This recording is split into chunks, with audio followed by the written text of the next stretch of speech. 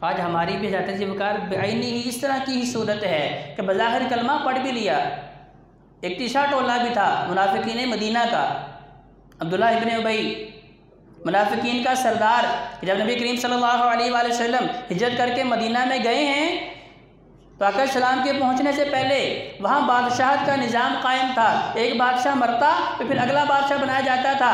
तो अब्दुल्लाह इब्न उबई जो था यह चंद दिनों के बाद वहाँ का सरदार और बादशाह नामजद होने वाला था बिला इख्तिलाफ। इसके लिए जो है सोने का ताज भी बनाया जा चुका था। लेकिन जब नबी करीम सल्लल्लाहु अलैहि वसल्लम आ गए, इन्होंने खौफ के मारे इस्लाम कबूल कर लिया।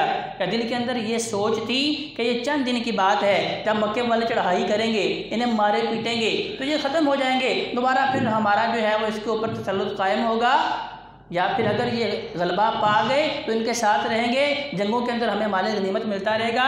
तो उनका मकसद जो था वो सिर्फ़ और सिर्फ दुनिया था।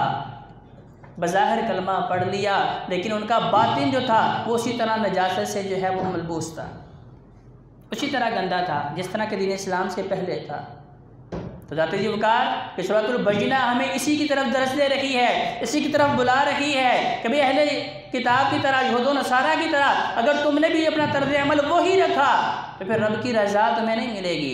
रब की रज़ा कैसे मिलेगी? आगे चल के अल्लाह तबारक व तआला ने इस चीज़ की हकीकत को बयान फरमाया है कि तुम अल्लाह के लिए जब खालिस बंदगी करोगे, यअबुदुल्लाह मुखलिसीन लहुद्दीन, दीन के मामले में तुम्हारे अंदर इखलास हो। अब इखलास क्या है? ना तो रियाकारी हो और ना ही तकब्बुर व गुरूर हो। नबी करीम सल्लल्लाहु अलैहि वसल्लम जब मक्का में मबूस फरमाया गया और नबूवत का ऐलान फरमाया, उस वक़्त वहाँ के लोगों के अंदर दो बीमारियाँ मौजूद थीं। पहली बीमारी शिर्क था, तो नबी करीम सल्लल्लाहु अलैहि वसल्लम ने दावत तौहीद से आगाज़ फरमाया। दूसरी बीमारी तो उनके अंदर मौजूद थी वो क्या थी? अपने आप को बेहतर समझना और दूसरों को अपने से कमतर और हकीर जानना। अब गुलामों का निज़ाम मक्का के अंदर मौजूद था। हज़रत बिलाल हबशी रज़ियल्लाहु अन्हु को मारे क्यों पड़ रही थी? सिर्फ उनका जो ये तसव्वुर था कि जो मालिक है वो आला है और जो ग़ुलाम है वो अदना है। अब उसे मारे पीटें, चाहे जानवरों की तरह उसे बदतर सलूक करे, कोई पूछने वाला नहीं, कोई हाथ पकड़ने वाला नहीं, कोई रोकने वाला नहीं। तो ये बीमारी उस माशरे के अंदर मौजूद थी। जब नबी करीम सल्लल्लाहु अलैहि वसल्लम को मबूस फरमाया गया तो आका अलैहिस्सलाम ने दीन इस्लाम की जब दावत लोगों के सामने रखी और बताया कि तुम बहैसियत मुसलमान सारे के सारे बराबर हो। किसी अरबी को अजमी के ऊपर, अजमी को अरबी के ऊपर, गोरे को काले के ऊपर, काले को गोरे के ऊपर, गरीब को अमीर के ऊपर, अमीर को गरीब के ऊपर कोई फौकियत नहीं है। सिर्फ और सिर्फ तकवा की बिना पे, खौफे खुदा की वजह से। अगर तुम्हारे दिलों में खौफे खुदा है तो फिर तुम दूसरों से बेहतर हो। अगर तुम्हारे दिल में खौफे खुदा नहीं है, तुम्हारा इल्म, तुम्हारा माल, तुम्हारे बेटे, तुम्हारे दोस्त, तुम्हारे कारोबार फिर तुम्हारे जो है काम आने वाले नहीं हैं। और जिन लोगों ने मुखलिस होके नबी करीम सल्लल्लाहु अलैहि वसल्लम की दावत को कबूल कर लिया, फिर उनके लिए जन्नत की बशारतें अल्लाह तबारक व तआला ने बताई हैं। और जिन लोगों ने इस पैगाम को नहीं सुना, इसे कबूल नहीं किया, अल्लाह तबारक व तआला ने उनका तज़किरा भी फरमाया, इन्नल लज़ीना कफ़रू मिन अहलिल किताबि वल मुशरिकीन। अपने आप को बेशक जो है अहले किताब समझते रहें, लेकिन ये काफिर हैं, ये जो मुशरिक हैं ये भी काफिर हैं। फ़ी नारी जहन्नम खालिदीन फ़ीहा, इनका ठिकाना जहन्नम है। और ये ना समझें कि चंद दिन की सज़ा के बाद जो है इनकी सज़ा कम कर दी जाएगी। खालिदीन फ़ीहा, उस जहन्नम में हमेशा हमेशा चलते ही रहेंगे। उलाइका हुम शर्रुल बरिया, और फरमाया ये तमाम मखलूक़ात में से सबसे बदतरीन मखलूक है।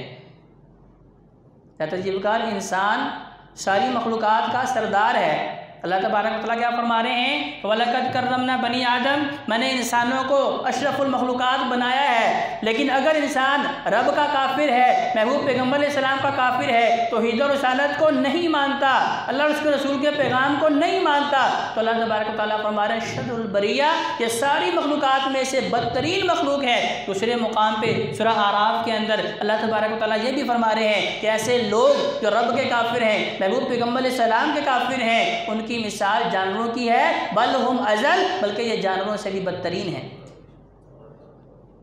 और दूसरी जानिब वो लोग इन्नल्लज़ीना आमनू व अमिलुस्सालिहात, इन्होंने ईमान कबूल कर लिया और ईमान के साथ फिर नेक काम भी करते रहे, उलाइका हुम खैरुल बरिया, फरमाया ये सारी मखलूक़ात में से बेहतरीन है, आला है, सबके सरदार हैं। जज़ाउहुम इंदा रब्बिहिम, इनकी जज़ा इनके रब के पास क्या है? जन्नातु अदनिन तजरी मिन तहतिहल अनहार, अल्लाह ने बागात वाली जन्नत इनके लिए तैयार कर रखी है, इसके अंदर दूध शहद की नहरें चल रही हैं, जहाँ हुरे गिलमान इनके इंतज़ार में हैं, जहाँ सोने चांदी के महल्लात इनके लिए बनाए गए हैं। मा तश्तही अनफुसुकुम, जिस चीज़ की आरज़ू करेंगे उसी वक्त इनके सामने हाजिर कर दी जाएगी। खालिदीन फ़ीहा अबदा, और फिर ऐसा नहीं होगा कि जैसे हमें दुनिया में कोई नेमत मिलती है तो जहन में कहीं ना कहीं ये खौफ भी होता है कहीं ये नेमत छीन ना जाए, ख़त्म ना हो जाए, क्योंकि ये आर्जी है, शायद ख़त्म हो जाए या आपको मुझसे छीन ले। लेकिन जन्नत ऐसी नेमत है जिसके बारे में अल्लाह तबारक व तआला ने फरमा दिया खालिदीन फ़ीहा अबदा,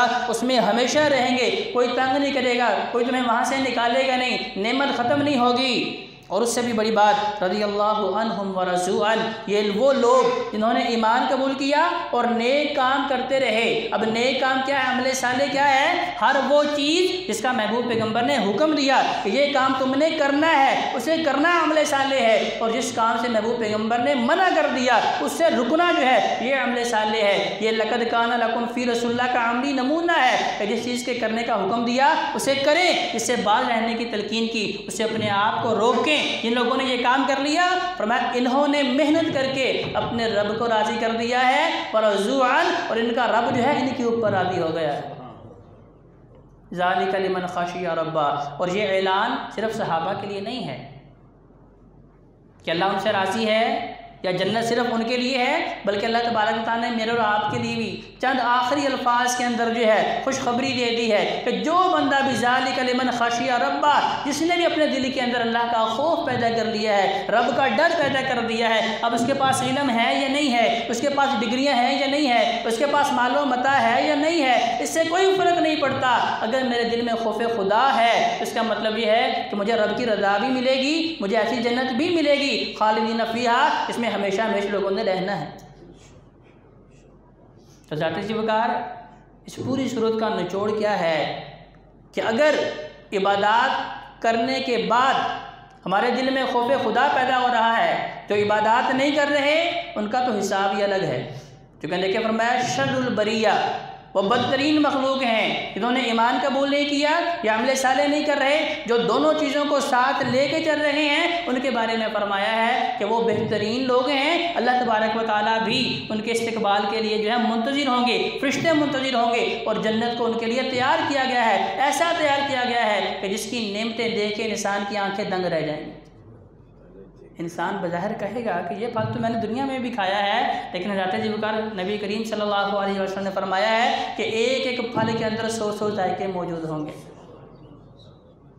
और ऐसा नहीं होगा कि उसके अंदर जो है वो टेस्ट ना हो, उसके अंदर ग़िज़ाइयत ना हो, उसके अंदर मिठास मौजूद ना हो, या ऐसा हो कि कहा जाए कि नहीं जी इसका मौसम नहीं, ऐसा नहीं, बल्कि फरमाया मा तश्तही अनफुसुकुम। अब ये प्रोटोकॉल क्यों मिल रहा है? ज़ालिका लिमन ख़शिया रब्बा, सिर्फ एक चीज़ हमें अपने दिल में पैदा करनी है, खौफ खुदा। तो ज़ात जी का खौफ खुदा का मतलब क्या है कि जब रब मुझे बुलाए तो मुझे उसके सामने झुकना चाहिए। खौफ खुदा क्या है? तो मेरा रब कहे भूखे रहना है, मुझे भूखे रहना चाहिए। खौफ खुदा क्या है? तो मेरा रब कहे कि तुमने माँ बाप को राज़ी करना है, फिर तुम्हें मेरी रज़ा मिलेगी। इसका मतलब यह है कि मुझे बूढ़े माँ बाप की ताबेदारी करके उनकी रज़ा को हासिल करके रब की रज़ा को हासिल करना है। तो ज़ात जी वकार आइए अल्लाह के हुज़ूर ये दुआ करें कि अल्लाह हमारे दिलों में भी अपना खौफ पैदा कर दे और महबूब पैगम्बर अलैहिस्सलाम की सीरत के मुताबिक, सुन्नत के मुताबिक ज़िंदगी बसर करने की तौफ़ीक़ अता फ़रमाए। अक़ूलु क़ौली हाज़ा अस्तग़फ़िरुल्लाह ली व लकुम व लिसाइरिल मुस्लिमीन वल मुस्लिमात।